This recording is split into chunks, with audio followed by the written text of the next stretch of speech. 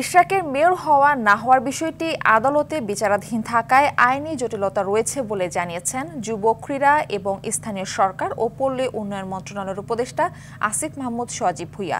তিনি বলেন, আমাকে ব্যক্তিগতভাবে আক্রমণ করে তো লাভ নেই, আদালতে যে আইনি লড়াই সেটি লড়তে হবে। দুপুরে সাভারে জাতীয় যুব উন্নয়ন ইনস্টিটিউটে সাংবাদিকদের প্রশ্নের জবাবে তিনি এই কথা বলেন। এ সময় তিনি আরও বলেন, সরকার যখন কাজ করে তখন ব্যক্তি হিসেবে করে না, আর আইন মন্ত্রণালয়ের মতামতের পর এই বিষয়ে সিদ্ধান্ত নেয়ার কথাও জানান তিনি। এর আগে সাভারে আয়োজিত যুব সমাবেশে অংশ নেন তিনি।